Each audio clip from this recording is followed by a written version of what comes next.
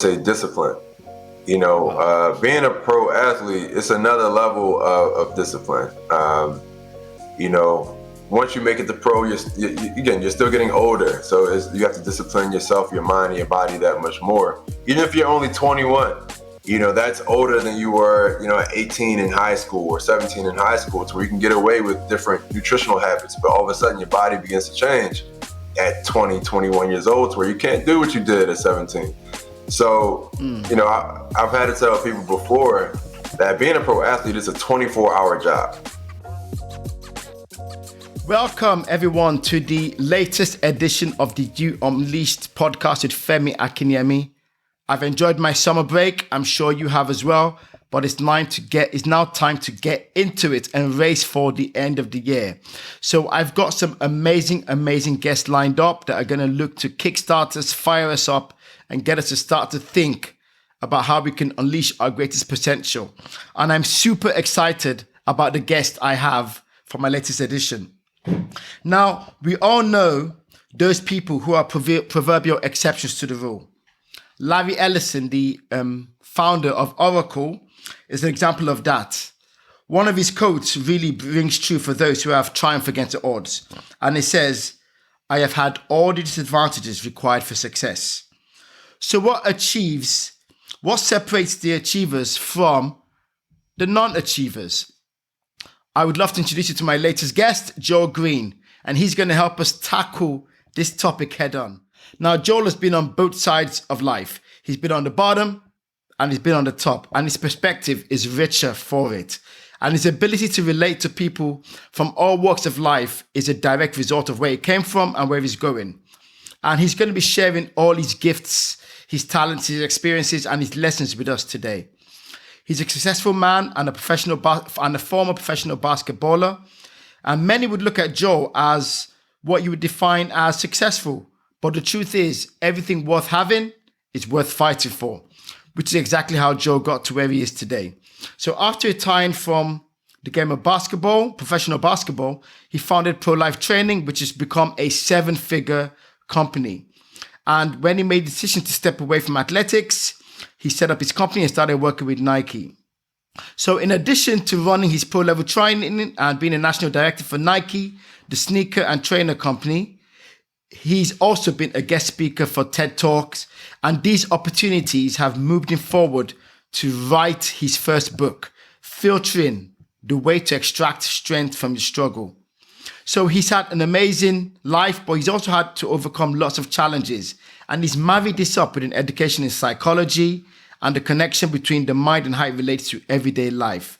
So he doesn't mind failing, and that's something I always talk about. Start and just get going. He doesn't mind failing, and he even sometimes looks to seek out failure. That is something I want to hear from him about. And he enjoys seeing things from outside his perspective. So he embraces it all at a different level now.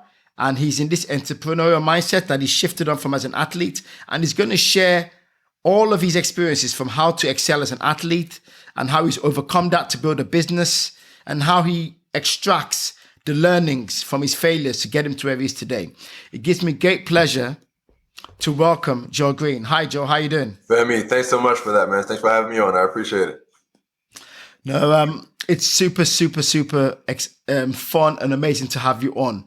I've always been fascinated by top-level athletes, and you've been a professional athlete, because a lot of us, we watch sports athletes on TV, and we watch them and we criticize them, right. And we say, this footballer's no good, that basketballer's no good. But a lot of us have no idea about the mindset or what it takes to be successful. Because let's face it, in reality, every successful athlete, be it a basketballer, footballer, they are all successful at what they do.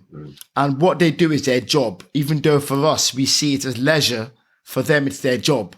And these are things we could all probably take over into our personal lives. Now, we don't entertain a billion people.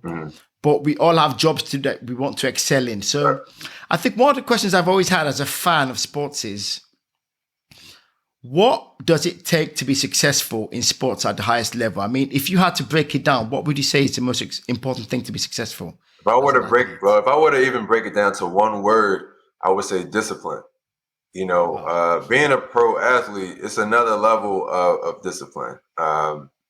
You know, Once you make it to pro, you're still getting older. So you have to discipline yourself, your mind, and your body that much more. Even if you're only 21, that's older than you were, at 18 in high school or 17 in high school, to where you can get away with different nutritional habits. But all of a sudden, your body begins to change at 20, 21 years old, to where you can't do what you did at 17.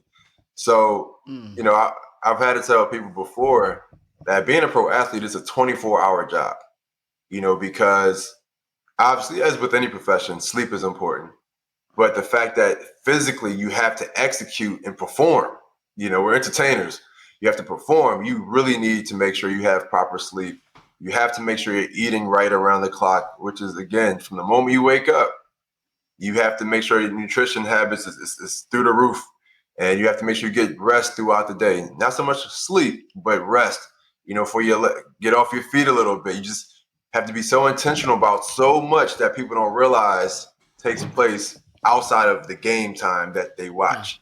When the lights are on, that's the fun part for us too, and obviously for fans.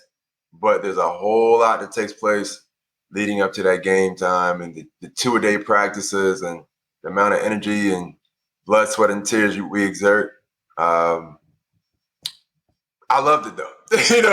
With all that. With all that said, I mean, it's such an enjoyable thing. It's a blessing to be able to do. And that's what I believe that most athletes, 90% at least, recognizes that they're in a blessed position, because, there's thousands, millions more that would love to do what they're doing.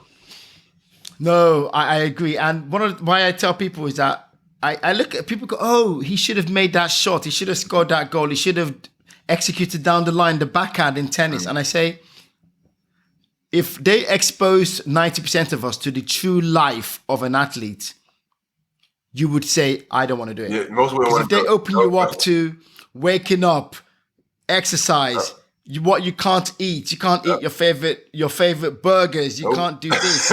You have to sleep discipline. You have to sleep at 8 a.m. and wake up at 7 p.m. And it's just everything is managed. And they have to treat their bodies like machines. Like machines. And if most of us saw what they had to do, we'd all go, I don't think I want to do that. Right. I mean, you have to be on autopilot when it comes to so much. And you want to execute at a high level each and every time you play and perform. So just like you said, you have to become a machine so that you can execute in the same fashion over and over and over and over again. And waking up at 4 a.m. or 4:30 in the morning, and starting your day at that point in time, most would not want to do it. They would want to do the games, and that's it. But not everything else. But you can't do the game without the preparation. Right. Yeah. Exactly. And so I think a lesson I've taken from that very quickly is, even for us in our personal lives, if you're a doctor who's performing a surgery, if you're a trainer or a speaker like you or me, who we go up and we speak, 90% of the work is preparation. Mm-hmm. Absolutely. Because that 90% preparation allows you to nail that 10%, which is money time when you get paid. Is that something that you think is true for most of us in our personal lives? In whatever work you do, it's a time away from the spotlight that is important, so that when on the day you succeed? I completely agree. I mean, that's where the true prize is too. I mean, that's when we grow. That's when we become who we actually become, is during that process time. Is during that journey of getting to where, okay, here's game time now. And that's what it's supposed to be about, as far as, not always enjoying the process, but, knowing that, okay, all the stuff that I'm doing right now is going to lead to something amazing, that 10%. And it's in my eyes, it's always worth it. So I completely agree with you, man. Yeah. And I understand that. So it makes sense that if you don't prepare if you fail to prepare, you prepare to fail, or something. Right. Something like that. And it's true. And I just thought it fascinating. I know it's not novel, but I know your background is athletics, so I know you have an insight into it. The other thing I want to talk about quickly is the mind. I mean, how important is the way we all manage our mindset to our success in life? I mean, that's, it's hard to say that something is the most important thing.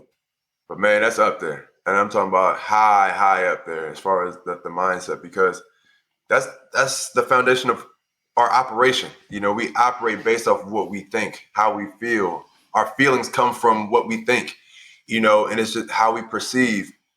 And it's so major, man, as far as what we take into our mind as well. What we take in, we kind of spew out in subconscious ways that we unconscious ways rather.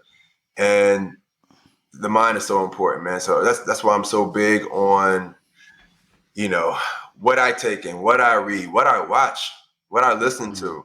Because I know, I know that things will come out automatically without me even realizing it, because of all that I allowed my mind to take in and perceive and receive. You know, what I receive is all of a sudden it's going to be translated in a certain way. So the mind is so important, man, in that regard, because again, that's how we operate. Yeah, and it's like I remember anytime I want to buy a new car. So I wanted to buy a new car recently, and for a long time I wasn't interested. And the moment I said I want to get this car, I went to the showroom, I looked at it, and all of a sudden I started to notice the car everywhere. And then right. and then I'd go online and I'd be researching it. And then before you know it, I started taking steps here and there. Never mind that for a long time I said, oh, I don't think I want to spend this money. All of a sudden that money started to appear. I started to whether the money appeared in a good way, and when I mean a good way is whether it was money I had or money I borrowed, are two different things. Right. Because the mind doesn't care. It just starts to find that money from somewhere. And all of a sudden I found myself buying a car. Yep. And it's similar to what I always tell my kids is what you read, you put out what you read. Because I remember my son was really young a time ago in school, and he had to do an essay. And there's this, I don't know if you know them in Lego, Ninjago. Yeah, absolutely. So he had to write a comprehension about a day out in the beach, an essay. And he ended up writing an essay about Ninjago at the beach, and it got really sort of violent, and they were attacking each other. So the teacher called me in and says, this is what he's writing about. And I went, fine, he's being creative. And I went, okay. I mean, we had to say to him, his mom and I said, okay, no more watching that. You're not watching that anymore. And after about a week, he forgot about it, never spoke about it till today. But I remember telling him, this Ninjago stuff, when you're not reading about it, you're watching it. When you're not watching it, you're drawing it. When you're not drawing it, you're writing it. When you're not writing it, you're dreaming about it. Right. And it's true, because he was just watching it on the YouTube 24/7. And that was a good example for me of the stuff you put into you is what comes out subconsciously. And he was a kid. So imagine for all of us who listen to gossip, who watch crap TV, who watch things that don't build up our mind. In the end, it takes us away from our greatness and the things that we could focus on to make us great, right? Completely agree, man. Completely agree. I can even attest to the whole Ninjago movement, man. My son was the same thing. But it's a perfect example. I mean, it's hard for us to take in so much of one thing, and then when it's time to have an output, to do something completely different. I mean, we literally go based off of what we have inside of us. And if something is in the forefront of our mind, you know, based off of something we recently were just taking in, you would be a special person to be able to take in so much of one thing and completely spew out something else. You'll be a special individual to have that duality take place. You know, that's a difficult thing to do. You can't give what you don't have, right? You can't give what you don't have. What do you garbage in, garbage out. Exactly. Yeah, no, that makes sense. And it's because I've always been fascinated by the mind. More and more I'm realizing a healthy mind, a healthy body. To have success, everything comes together, right? It means you've got to have a healthy mind, a healthy body, and without it, you know, as a man thinketh, and it's, you know, that's what he is. As a man thinketh, so is he. And that's how I operate, man. As far as just, I know what I think about. That's what I'm going to become. That's how I'm going to operate. That's how I'm going to treat other people. And so I'm just so intentional about what's on my mind. You know, I try to get. So how do you do that?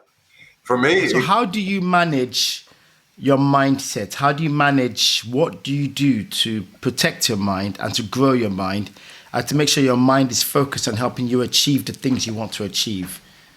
I intentionally fill it with things that I desire to have be in my mind. So I mean, if I allow for too much openness, to just occur within my mindset, my life, me just sitting back doing a lot of nothing, everything can come in. Again, trash TV, just like you mentioned. So I'm intentional about my time. People that know me personally knows I'm so intentional about every minute of my day. I'm not to the point to where I micromanage my life. I have a whole lot of fun and freedom. However, I'll build in even those freedom moments and those spaces of time, but I still have some intent with that time period. I'm not just going to sit around and listening to crap and listening and being on, gossip blogs and things like that. But I'm intentional about what I fill my time with. And that helps me so much. Whether I'm reading, I love to read, or just watching something for sake of just relaxation. It's not going to be anything, too crazy that I don't want to, that I'm even uncomfortable talking about. So I'm not going to watch that stuff. So I'm just intentional about how I fill my time. I think I love a number of things you've said, and I'll start from the back because that's what I remember. So number one is you don't watch stuff you can't talk about because talking is how you speak stuff into existence. Stuff is how you. I think for me and you being people of faith, we both understand that talking is how you prophesy into either your own life or into other people's lives. So if you watch the negative stuff, you are going to be prophesying or speaking negative things into the atmosphere, which do not return void. Nothing returns void. So that's one. And then the second one that I love is that you are intentional. You have a schedule, a calendar around in your mind. You have an idea of what you're going to be doing when, and even the free time you build it in as, okay, I've done so much work today. I'll read an article on ESPN about basketball just to calm down. Right. But just one, and I'll go back. And I think I love that you just said you manage your mind and you are almost like a gatekeeper and you don't allow space was the one I love the most. Because nature loves a vacuum.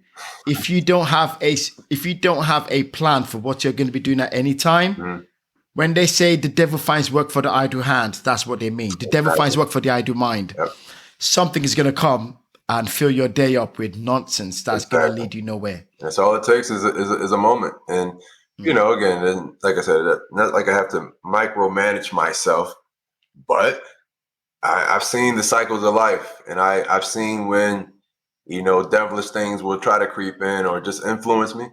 So I'm like, hey, look, let's be more intentional about what I take in. And it's helped propel me in so many ways to where even during my downtime, I'm still, adding progress and productivity to my life. So in practical terms, does that mean you literally,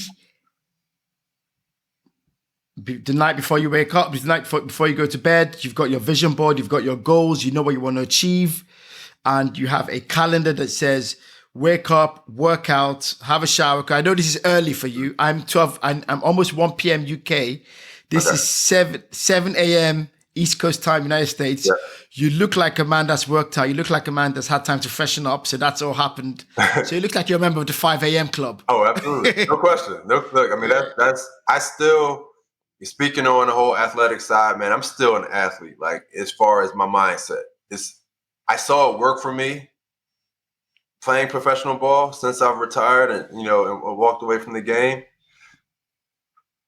In my mind, why would I stop something that physically had me in great shape, that physically allowed me to feel great? Just physically, physiologically, I felt great from that. So I never wanted to stop it. So I don't wake up as early. I would wake up like 4 something before. You don't bench press as heavy anymore, but right. But it's like I feel just as young. And I made it. This is not me trying to psych myself into a certain mindset. The fact is, I haven't stopped being an athlete. So, I'm still a member of that 5 a.m. club. Sometimes I'll work in at 4:30. I'll get myself up at 4:30 just for me to mentally challenge myself and see how sharp I am. I'm real good for that. I love to throw random challenges at myself that honestly I never tell anyone. But I'm definitely part of that club still, man. Yeah, I am a member of the 5 a.m. club, but they're gonna take my pass off me very soon, um, I because get I it. think the pandemic just messed it up because all Mhm. of a sudden with the pandemic we all got lazy sleeping in and just It's happened to me and too. I know. it's been it's been a struggle to. I'm inconsistent with it, and because I like Mhm. to get up, I'll do my prayers, and I'll work out a bit, then I'll read my goals and objectives for the day. And the Mhm. days I do that, I'm not kidding you, Joe. I am laser focused. The Yes, sir. days I mess about with my mornings, that Mhm. day just becomes all over the place, and I struggle to Get it. have meaningful goals. So I get why you'd say that. So it looks like for you, you have that idea of what you every day you've got a plan. Absolutely. Absolutely. I mean, I try my best to, and just so, my son can see what daddy's doing, and he sees the laser focus coming from me, and hopefully he picks up on that same thing for himself.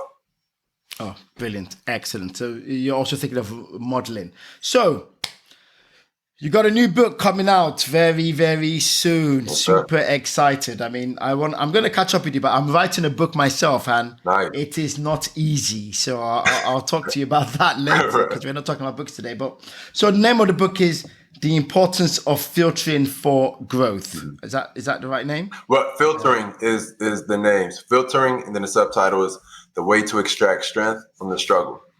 Excellent. Yes, and that's the name of this podcast. Or that's kind of the name of this podcast. Filtering: the way to extract strength from the struggle. So I saw that and I was fascinated by it, which is one of the reasons why I said we've got to have this podcast.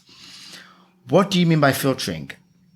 Well, filtering is a method I came up with for myself that I was practicing years before I even wrote about it. I began speaking it on the stage to different people, and they would let me know that it's helped them out. They've tried it for a few weeks, and filtering, just with any other filtering process, if you're filtering water or any air ducts, whatever, it's an extraction process. You're trying to take out the good and leave behind the bad, in essence.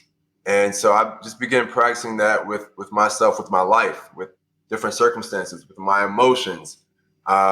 Was just going through a number of things about 7 or 8 years ago, and said, okay, I need to do something that will allow me to not be shut down as a result of these circumstances, but that will also allow me to not just be not shut down, but progress surprisingly even more during those down times.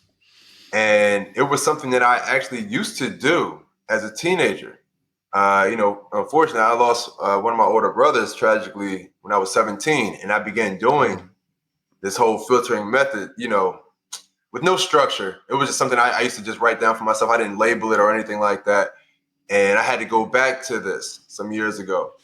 And it was just me really leaning into the unfortunate circumstance, like really leaning into. I'm talking about like diving into it. The thing that most people don't want to do when they're going through something difficult, they want to look away from it.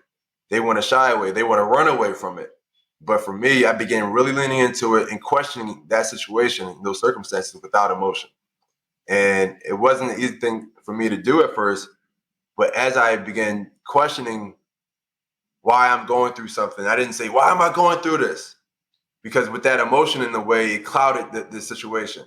But I would literally ask myself, all right, why are we going through this? Why am I going through this? And what can I get from this?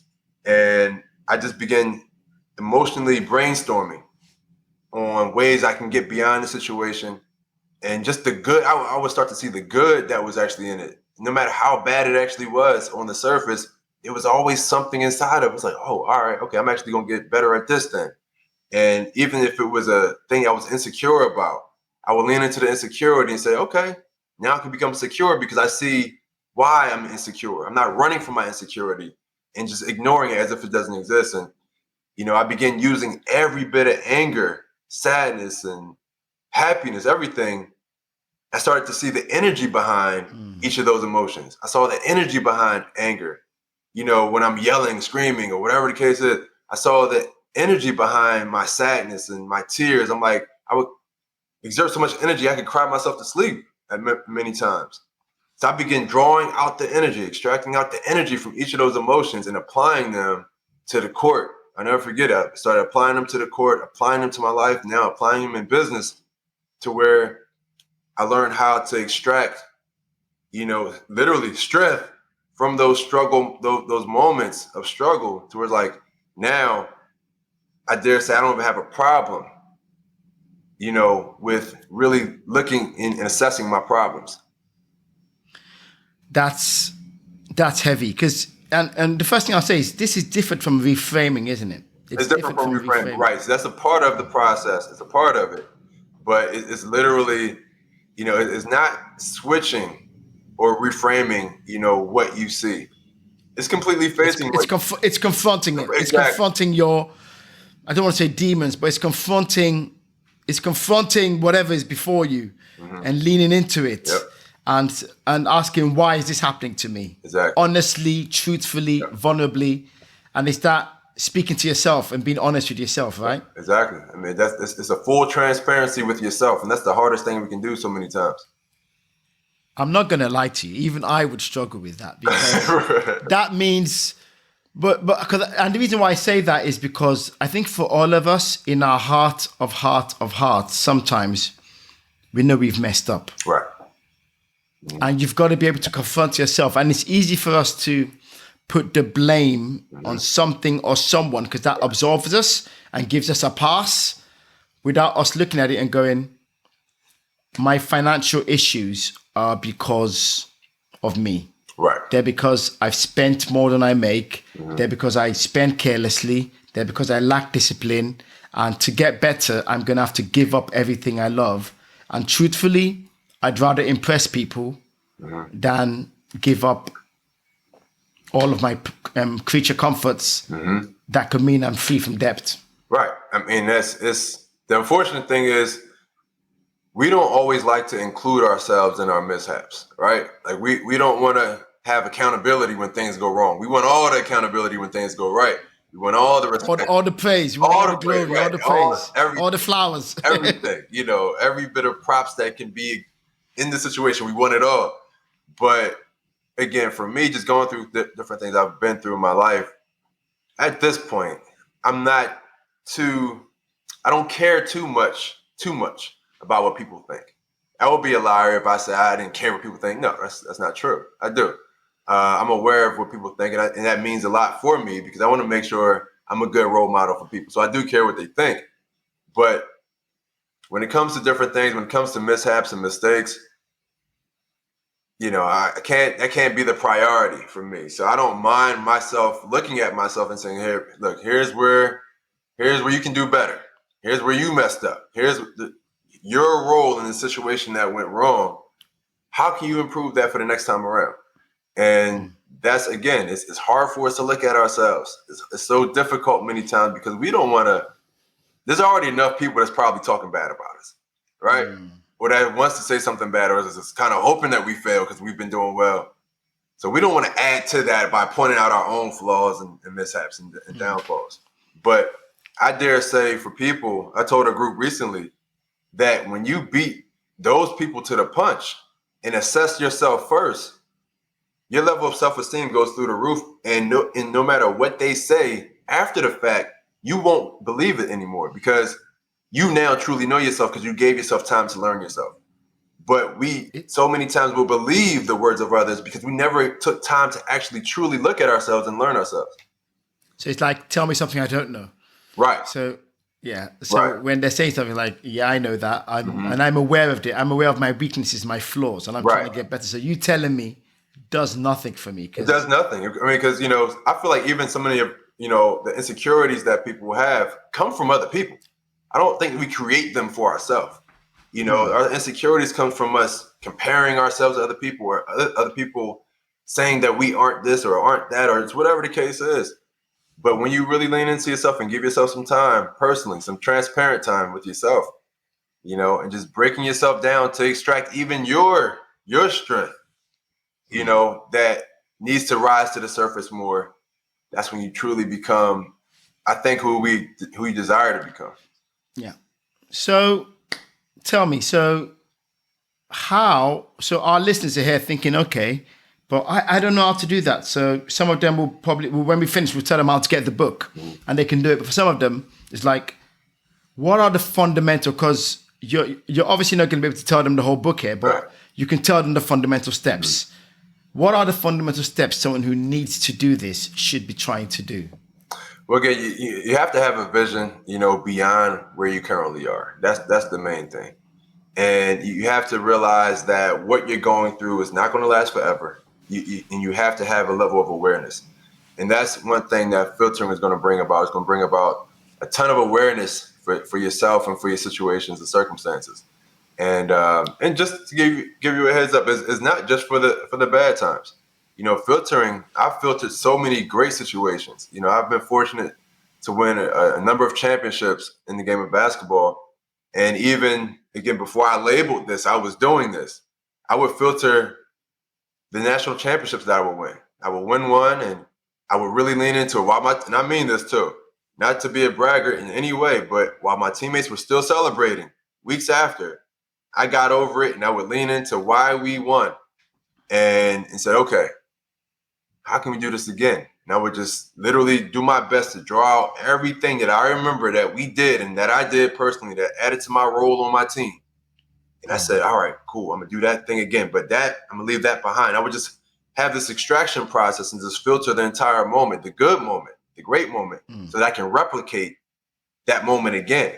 And again, you can apply it to the bad times, which, it'll be more, applicable more often. I'll say probably during those difficult times, you'll probably need it that much more then, but it's the same process. Okay, what good is in this bad situation that's on the surface? So much of our situations are surface, in my opinion. How do you mean? Break that down. How do you mean that? So many of the things that we react to emotionally, we react to the surface of them. But if we really lean into them, we probably wouldn't have the reactions that we have. We may have more of a response as opposed to a reaction, and what I mean by that is our reactions are literally actions controlled by something else outside of us, which means we're out of control at that moment. And I feel like when we really look beneath the surface of things, we'll say, okay, let me calm down a little bit because it's actually not as bad as I initially thought. Got you. So reaction versus response. Reaction tends to be stimulus. Yep. It tends to be not well thought out. You just snap out. And that's usually, reaction is usually informed by our experiences and our subconscious reactions to stuff. Whereas response is, okay, this has happened to me. Mm-hmm. Why is this happening? Is it a good thing? Is it a bad thing? What did I do? What's my fault? What role did I play in this? Yep. How can I get better? Is it a big deal? You know what? It's not really a big deal. And then you're just like, so response is deliberate. Right. While reaction is not. It's very, very impulsive. And I feel that if we give ourselves just, an inkling of more time, I'm talking seconds. I mean it too. If we give ourselves a deep breath worth of time, that right there is a game changer. Because we don't do that now. We hardly ever give ourselves time to breathe. It's like go. Exactly. Go. Exactly. And that's something I'm so I'm so intentional about now, to where I can tell when I'm tempted to just impulsively by default react. But I had to change, and I wrote about this, about changing our default thinking, our default reactions. And that's one thing I've had to do for myself. And I still practice, just making sure my default isn't always what is expressed. So there's two things here, right? There's two words that are coming to my mind when I talk about this. And for all our listeners, I really want you to take this in. It's number one, mindful. You are, and even before more than mindful, it's being present. Mm-hmm. I think it's been about being present in every circumstance. I think a lot of us, we float through life. Mm-hmm. A lot of us coast through life and we are not awake. Mm-hmm. We're not sober. If you are awake, that's why that deep breath comes in. Because if anything happens, because you're sensing, you're feeling, when stuff happens, you're like, but because all of us are kind of in a trance, And we're in a chance because there's so much distractions around us. There's Absolutely. social media, there's Yeah. there's food, there's drink, there's Twitter, there's TV, there's these things Right. distract us from being present. So when stuff happens, we just snap out like out of a trance and we just react. Right. We say the wrong thing, Yeah. we feel the wrong way, we overestimate others, we underestimate others, and we label things that are not really big deals as big deals. Yep. So to your point, if you just take a deep breath, you just go, you know what? Okay, he cussed me out or insulted me or he was rude to me. You know what? Do I care what he thinks? No. Is it a big deal? No. And you're done. But because we react, the first thing we do is, I'm going to hurt him back. And then you Right. hurt him back. And then you deal with a cycle of negativity and bang. Right. The cycle, it gets crazy. And the funny thing is, and I will tell people, you'll even be upset with yourself for a moment that you couldn't react the way that you wanted to react. But Absolutely. you'll get over it so fast and you'll be proud of yourself on the other side of that ego. And it's like, okay, I really wanted to, I wanted to say, I wanted to do, but you will actually be happy that you didn't in the end, because now the situation, you've allowed it to actually pass. Had you reacted in the way that you wanted to, now you're carrying on and drawing out that situation even longer. It's going to be a whole lot of tit for tat in that cycle that you just mentioned. And it's wasted energy. And what you are Yep. also doing is you are laying more negativity on your subconscious. So the next time something happens again, what are you going to do? The same reaction. Same reaction. So you've got to break that cycle, right? No, this is amazing. So I know you spoke about you've had loads of experiences. So of all the experiences you've been through, when you look back and you've filtered, and if you feel comfortable sharing, or which one you feel comfortable sharing, which one do you think you filtered and you went, this is where I've got the most value of all the things you filtered that you've... It has to be, the passing of my older brother. Yeah, I'm the youngest of. And I'm of sorry four. about that, by the way. I appreciate I've it. experienced that before. Right. I've experienced loss, and it's life changing, Big and time. it's different. But you go on. Nah, thanks, man. I appreciate that. It's that for me again. I was a teenager, 17 years old. He was only 25, out of the blue, and for me, I didn't know what to do with life, anything. Was he like a role model? Was he a role model? Big time. I mean, he's the one that started me off in basketball. You know what I mean? He used to take me to the basketball court, things like that. And when I was 5, 6 years old, and really got me into the game, collecting basketball cards. We used to watch game, all that stuff. So for me, he was always one growing up that I wanted to impress, right? You know how it is. You have older sibling or older friend or whatever the case is, you want to impress them. So for me, I'm like, man, I'm the youngest of 4. So I rely on my older siblings a lot, growing up. And so that it was a shocker for me, man. It shut me down for a while. I just really didn't know how to react to life until I leaned into it. I had some help from my family. And, just them telling me, well, look, you're still here. You have to keep moving forward. No matter how tough it is, Kevin will want that for you. So the moment I leaned into it and said, you know what, all right, I started making promises to him, saying, okay, he would give me a heads up, saying before he even passed away, man, you need to get your grades up. Hey, if you want to get a Division I scholarship, you have to do X, Y, Z. Trust me, man, I know what I'm talking about. He was a basketball player too. So, I took those words more serious at that point after he passed away, just so I can make him proud. And I used the anger that I had from that. I was angry, man. I stopped talking to people. Just was because I was sad. Anytime I would open my mouth, I would cry at the moment. And so I stopped talking to people. I walked around with a black hood at school the rest of the school year. This is during my senior year of high school. And I was talking to a former classmate of mine recently. She was telling me, she said, I remember used to walk around with that hood on all the time.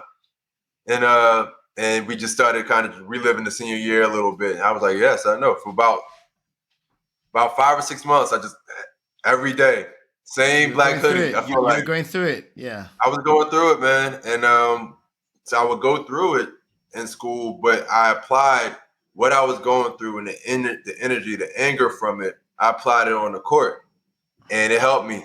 I believe it or not, it helped me so much, to help take my team as far as the school ever got, as far as in the states and stuff like that in the playoffs. And, I got multiple Division I scholarship offers. I made the honor roll for the first time ever as a student. I never made the honor roll the first 12 years of schooling, but that year, months after my brother passed, I made the honor roll for the first time and got all A's and I think maybe 1B or something like that.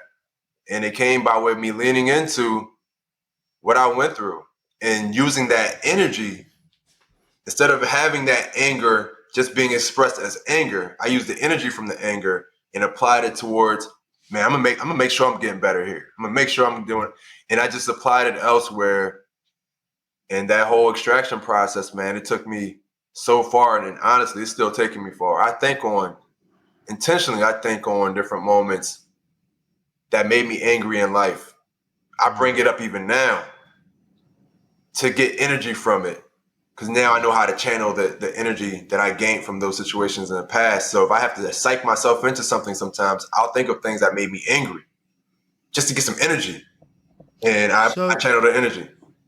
So this has brought me to a good point, because I've not filtered, but I've always reflected. If I've lost a job, I've always reflected on it. And it's something I do encourage people to do, to ask yourself, what role did you play? And I know from experience, a lot of people like to think I didn't do anything wrong. Mm-hmm. And which is always the first reason why they're still in it. Right. But the thing I want to talk about is I've been through it sometimes, and for an hour or two or a day or two, I feel that burn. Mm-hmm.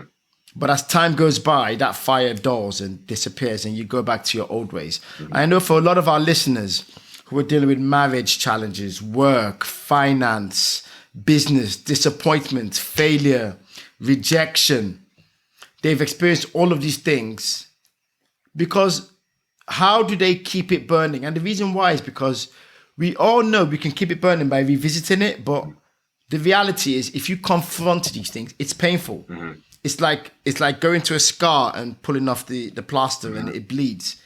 How do you go back to keep that fire burning? By going over it and over again, because if you keep doing that, it can get traumatic. And the reason why a lot of us don't go there is because it's painful. Yep. So once makes sense. Right. Twice, okay, but how do you hold on to it without damaging yourself by going into it all the time? I focus on the side that I know will be progressive, right? So I can lean back on those situations or reflect on those situations, but I don't want to sit back and think of how much it hurt me. Obviously, just by reflection, that can hurt in the moment. But depending on the situation, of course, you may not want to think back on, something that was too abusive, because, just the thought of it can really bring it all back. Yeah, but, it's different depending on the situation. I think on it, and it's a daring thing to do, man. This is me, and this is why I decided to write about it and break it down for people, because it's a very daring thing to do, but it's worth it. As far as if you went through something, you don't want to just go through that thing in vain. You went through it for a reason. Yes, you went through it for a reason. There was a reason. There's a chapter in the book called The Purpose of Our Pain.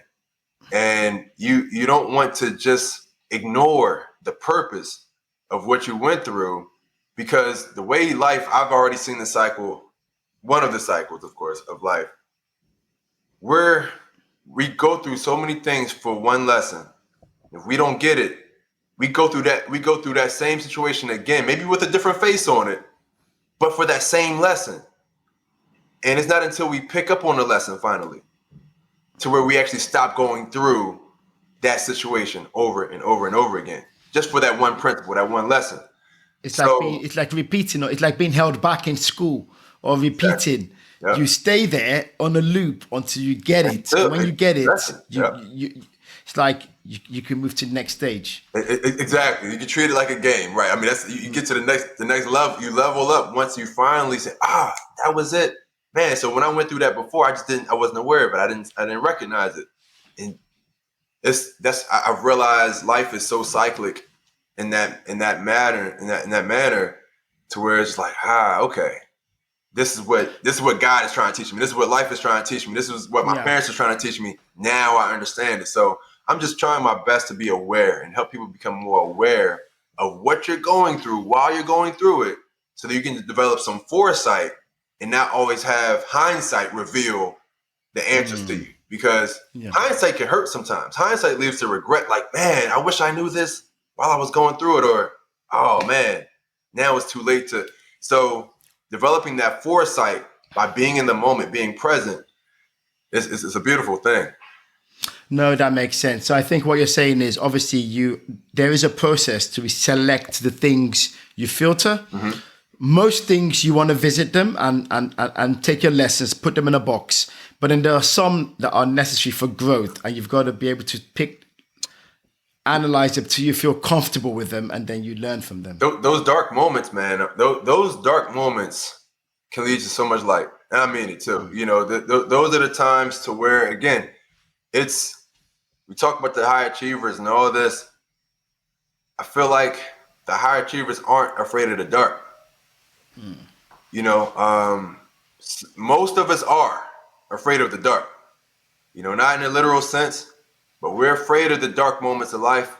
We're afraid to talk about them, really lean into them, discuss them, apply them in any capacity. But for those that doesn't mind leaning into those dark moments, those are the ones that actually become more well-rounded and say, you know what? I lean into the light and I lean into the dark. But I don't lean into the dark to be dark or to stay dark or to stay there. I'm reaching there to get something from it that can contribute to my life. Yeah. And it's an amazing thing once I really began leaning into and stop. I had to stop running. Honestly, man, I had to stop running from the difficult moments of my life, whether it be, you know, death or divorce or whatever the case is. The moment I stopped running from them and I embraced them, believe it or not, I said, all right, let's do it. I became more comfortable with myself as a person.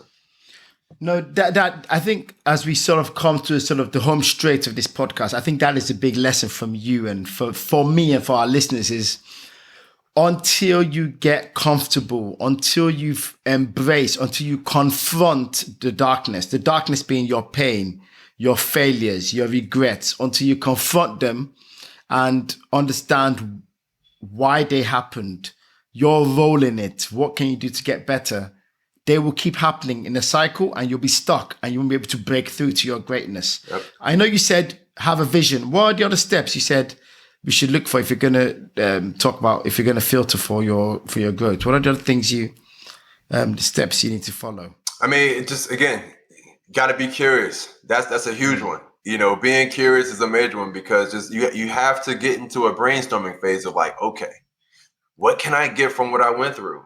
And it's a rare occasion that we assess the downtimes. I mean, how often do you take a look at and assess something that didn't go right? You know what I mean? But those are the things that can allow things to go right and be better moving forward. We only like to assess the things that went well. Like, oh man, I did a great job there. Oh, nice job, right? Exactly. Nice job, me. You know, and it's like, nah, okay, when things go wrong, look at that test that you failed and study that thing. Look at the answers that you got wrong. You know, but how often have we done that? Obviously, it's not until, you know, when a teacher tells us, hey, here's where you're failing, here's what you do wrong, and they give it to us, we got to do that for ourselves. You know what I mean? And really begin to lean and be our own teachers, be our own therapists many times, be our own trainers many times. I have coaches, I have trainers, but we got to be that for ourselves in so many times, because we're not with that trainer, we're not with that coach 24 hours a day. Yeah. You know, when we meet with them, they'll help us. But what do you do when you're not away from them? That's what the coach and the trainer is trying to teach us, how to operate in our own capacity on our own. And by being curious, leaning into it, that's a major part of the process of filtering. And just, again, it's a daring thing. But I dare say, once you begin to do it and you see the comfort that you have inside as a result of it, you won't want to get away from trying to extract things from the difficult times. No, that makes a lot of sense. And I've so enjoyed, there's so much I'd love to cover as well. Like, the fun doesn't come first. You have to go further than your feelings. But I guess with the feelings one, doing this helps you confront the feelings, because then you move away from being all up in your feelings to knowing the Exactly. facts. It's about being Yep. it's like having a facts driven conversation with yourself. You have a conversation with Exactly. yourself, but it's all about the facts. It's not about feelings. It's Exactly. like, this happened. Why did it happen? Mhm. What role did I play? Exactly. What could I have done better? What did I do wrong? Right. Oh no, man, Femi, you shouldn't have done that. What can I do better? Mhm. What do people that are successful at this, what do they do? And that's being curious. Exactly. And then putting that together. Yep. And then, how do I know if this is happening again? And that starts to tell you what are the Mhm. signs that you can prevent from it Yep. happening. And then you have your coping That techniques. foresight. That foresight, man. Yes. Again, Yeah. even talking. I can even attach the two. The fun doesn't come first, and working beyond your feelings. I mean, those they go hand in hand. You know what I mean? I give the example often of me, what we discussed earlier, waking up at 4:30, waking up at 5. That's not fun. It's not fun to me. I don't always feel like doing that. Mm. But the fact is, I know with the level of fulfillment I have from it, and I know that the fun may not be that moment, but the fun will Yeah. come after the fact when I'm healthy, when I have energy. So the fun doesn't always come first, and I may not always feel like doing that, but I gotta ignore my feelings so many times and just do things despite how I feel and say, okay, realize, do this now, live as a champ later. Yeah, love it. Live as a champ. So it's it's the prize at the end you're focused on. And it's not even that I'm too focused on that because I'm in the moment, but Yeah. I'm aware of if I do what I'm doing right now all out, something amazing is going to be on the other side. Like it's Yeah. going to be. I'm so in the moment of where I am, but never ignoring the future or the prize at the end. I'm aware of it, but Yeah. I love to be so in tune with where I am and say, okay, this is going to lead me somewhere great. It's not going to lead me anywhere bad. If Yeah. I do something well now, it's going to lead me somewhere fruitful. Yeah. Brilliant. So there's one that I wanted to pick up with you, and we're going to have to call you back to do some more. And I'm sure you'll be open to that. I think the one thing I wanted that I loved is that I was looking at the list of things I wanted to ask you is there was a life lesson you spoke about. It is don't place your end result in someone else's hands. Can you speak to that a bit? That's accountability. So often I dare say we enjoy blame shifting. We enjoy blaming other people for mishaps in our lives, but it's our lives, right? It's like we constantly blame people because we don't want to look in the mirror and saying, well, you know what? I had a hand in this. This was my fault. Right. It's just I actually was the main reason this didn't work out. It's a rare occasion that we ever do that. And, I was just speaking on something yesterday with someone saying just whenever I don't include myself in the reasons for things not going right in my life, I'm probably making an excuse. If I'm not involved or included in the reasons or, the things that I write down, the reason why this went wrong in my life, I'm likely making an excuse. I'm likely blame shifting. And I don't want to look in the mirror at that point. So, for me, it's all about accountability, so I refuse to put my life in the hands of another man, or woman and say, you're the reason why I'm not who I desire to be. Yeah, no, that is so I powerful. can't So do that that. is own your life, Mhm. own your failures, own your successes, and I think that's a good one because at the end of the day, there is only one thing we are in control of, and that's our actions and our reactions. Exactly. Everything else is just circumstantial. It's out of our hands.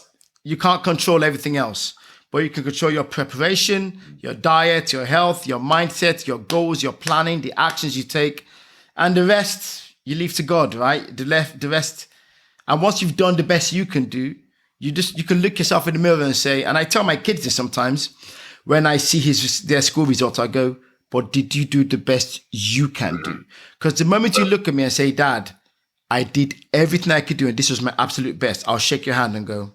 Exactly. And that's it. I'm the same way, This man. this is a nice way to bring this to a nice end. So what book, I know you said you love reading. What book are you reading at the moment?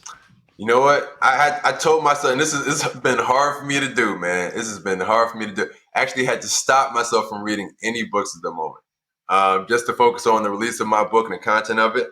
But the book that I was reading just before that, let me see. It's the 15 by John Maxwell. 15 principles for 15 something. rules of 15. Let Is me it see. the rules of leadership, or is it I 15 think that laws may of be it. leadership? Let me see. Okay. No. 15 laws of growth.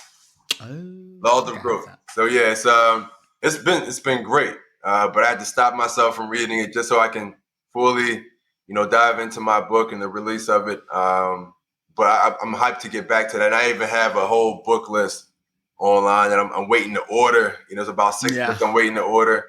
I told myself in about a month I'm gonna get back with my reading cycle, man, and just continue to build myself up.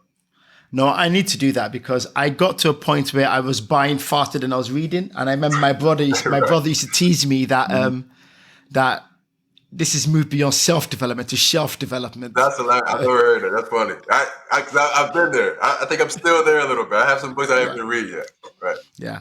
So okay, so that's good. And if you had to, what book changed your life? Because in the Unleashed family, we are all readers. So, what book would you say that book had an impact on you? Well, outside of the Bible, which is the main book that has taught me everything, I would say is a book called As a Man Thinketh. It was written in James Allen. Exactly. It's 1903. It was written in. Is it the classic one in the Old English? Exactly. That's the one I've read, and it's no fluff, which is what I loved about it. It's straight to the point. It's not go to my website, and it's none of that. It's straight to the point. Very short, it's sweet. Man, it's such an impactful read, man. That thing changed. I'll be honest. I don't say this much about anything, but it changed my life. It changed my whole mindset. I've gifted that book to a lot of people. My whole team, my company, everybody that's on board, I gifted to them about 2-3 years ago. And this was during the pandemic. So this was like right when the pandemic started, there was a whole lot of, anxiety, from people and just near depression. I'm like, hey, I just sent this book out. I sent it to everybody. I said, read this book. And it's a game changer book, book for a lot of people. No, I definitely support that one because the mind is everything. As a man thinketh, so he is. Other one I was going to ask you is habits. So what is your number one habit that you think fuels you, what's your number one habit? Success habit. At this point it's transparency. As far as it's become a habit, it's not just a trait anymore for me, but it's become a habit to where I'm making sure I'm really facing myself. Transparency with myself, not even just other people. Okay. But transparency. Which kind of ties into filtering, right? Is being real with yourself. Yeah. Being authentic with Joe, not with the world, being authentic with Joe. That's it, man. It's me trying to just be the best me I possibly can and just literally asking myself, all right, well, how did you do with this? How did you do with that? What do you have to do to be better at that thing you desire to do? What do you actually have to learn to do that thing that you desire to do? Like, you don't know this yet. How can you learn it? Who do you have to reach out to? Put your pride aside. Who do you reach out to, to learn X, Y, Z?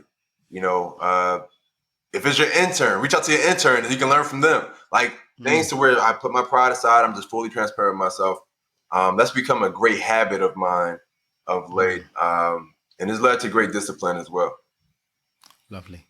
Great. Excellent. So the book's coming out next week. Where can we get the book? And when is it coming out and where can we get it? So you'll be able to, it's coming out on September 6th. So next Tuesday. And, you'll be able to go get it on Amazon. So you can go to Amazon. We're all probably on there, have an account on there already. But you can look up filtering. Joel Green. And definitely want you guys to all to order the book, to enjoy the book. It's such an influential and impactful read. And you get to learn quite a bit about myself and how I've been able to build business, just persevere beyond different things in life. Okay. And by the time this podcast comes out, the book would have been out, I'm sure. So we'll try and put the link. So check the description and the link of the podcast. You should be able to click on it. But if not, check. But a lot of people would also have been fascinated by just what you said, your mindset. So people want to hear more from you, want to listen to you more, want to check you out. Where can they find any resources to go hear from you, hear about you? Well, I'm very heavy on Instagram. That's probably the main platform that I'm on social media wise. My handle is J Green PLT, so it's JAY Green PLT, and I'm on Facebook often as well too. I'm on Facebook often. You can find me on there. Just look up Joel Green or Joel Green Official, and I would love to connect with you guys. I'm always engaging, with the audience. So if you DM me, you put any comments on, you're gonna hear right back from me. So I would definitely love to connect with you guys. Or you can also go to my website as well, joelbgreen.com. Excellent. No, Joe, thank you very, very much for coming. It's been an amazing pleasure. Been insightful, and it's been super, super fun really getting into it. But you've heard it, everyone. Being great, being successful means a lot of things. But one of the most underrated or underestimated things for a lot of us is we don't realize we have to confront the past to move on to the future. We've all been there. You cannot make it in this life without having some challenges, some failures, and even some triumphs. And you will be better for it if you can look yourself in the mirror and ask yourself, why has this happened? What can I do better? How can I prevent it? Filter on what's happened to you and identify the things that can help propel you to the next level. Joe's done it and it's worked for him. And I can understand and appreciate how it's worked. And it's something we can all apply to ourselves. And even for your successes. For a lot of us, success happens by accident. But when you filter it, you understand why it's happened. And that is the lesson for today. Confront the dark. Learn what you can and bring that into the light to propel you to your greatness. It's been amazing. I want you to take this, apply it to yourself, and be amazed how even you can prepare yourself to the next level. With that said, massive thanks to Joe. Get unleashed and stay unleashed. Thanks, man.